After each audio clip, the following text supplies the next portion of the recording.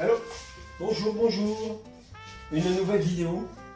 La fameuse crème pâtissière qui nous sert à faire les tartes aux pommes, les tartes aux abricots. C'est une crème entre la pâte et les fruits, avant la cuisson. Donc la crème que nous allons faire sert également de base pour faire les soufflés. Un jour, on fera la recette du soufflé. Donc, alors pour ceci, il nous faut 125 g de sucre, 120 g de farine. J'ai mis de la vanille, 10 œufs pour 1 litre de lait. Alors ça fait beaucoup, hein. Pour vous, vous pouvez diviser par 2, par 4.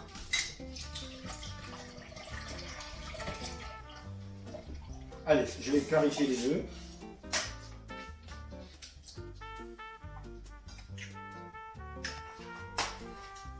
Et peut-être que je vais chauffer le lait, non? 4. Alors là, on peut déjà mélanger le sucre avec les jaunes d'œufs. Et on va blanchir. Ensuite, on va rajouter la farine, mais au dernier moment. On va essayer de faire une crêpe pâtissière dessert avec du matcha, pour voir si ça a un bon goût. Il est où mon pistolet? Voilà, 65 degrés. C'est bon. Et là, 17 degrés. On va mélanger la farine maintenant.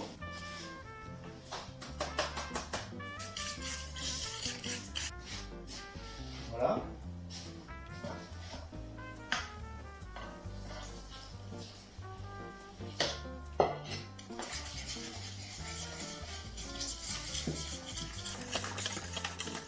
Voilà, on finit.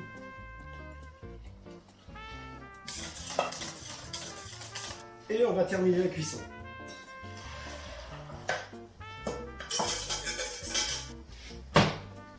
On laisse à 5 pendant un petit moment. Il faut toujours remuer parce que c'est très fragile. Je vais en enlever un petit peu. Elle n'est pas cuite là. Hop. Donc là on va rajouter. Je sais pas si c'est pas là, je connais pas trop moi. Est-ce qu'il faut une complète? Encore une? Ça sent les épinards. On se remémore quelque chose. Dans une des vidéos, nous avons fait des œufs à la neige et nous avons fait une crème anglaise qui ressemble un peu à celle-ci, puisque ce sont des jaunes d'œufs aussi, du lait, du sucre, mais il n'y avait pas de farine. D'où, dans la crème anglaise, vous vous souvenez, regardez la vidéo, la crème anglaise, on ne peut pas dépasser 83 degrés. Alors que là, ça n'a pas d'importance, puisque la farine fait liaison, et cette liaison, on va pouvoir la faire bouillir comme on veut. D'accord? Alors on voit des petits points noirs dans la crème. C'est la vanille. Hein. Et notre matcha là. Oh, on a déjà plus. On va remettre le feu dessous tout doucement.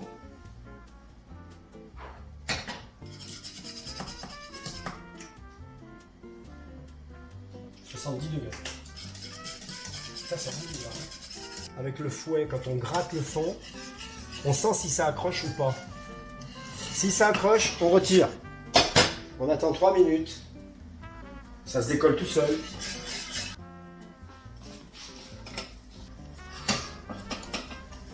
La crème pâtissière au match. Voilà, on est bien là. Allez, on va laisser cuire 3 minutes. C'est la goût, hein? Alors maintenant, on va diviser, on va mettre dans des petits bocaux. C'est pas une sauce, c'est une crème. Cette crème est liquide parce qu'elle est à la cuisson, d'accord? Mais une fois qu'elle aura refroidi, elle va beaucoup épaissir. Alors moi, je vais mettre ça en pot. Voilà. Pour une tarte, je mets ça. Il y a de l'orage hein, derrière. Oups. Beaucoup, ça c'est beaucoup.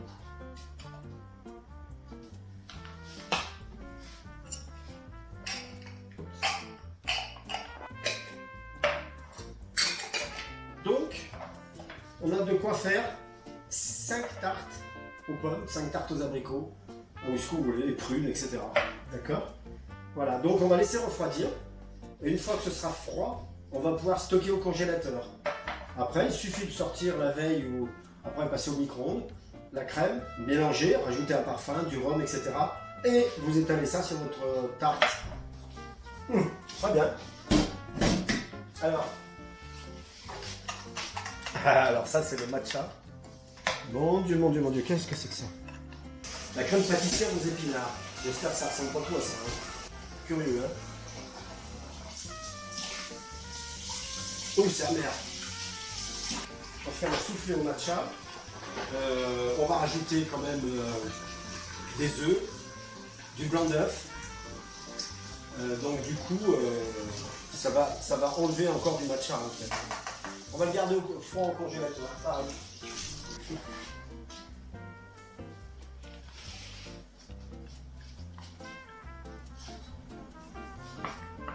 Voilà, on va laisser refroidir comme ça. Il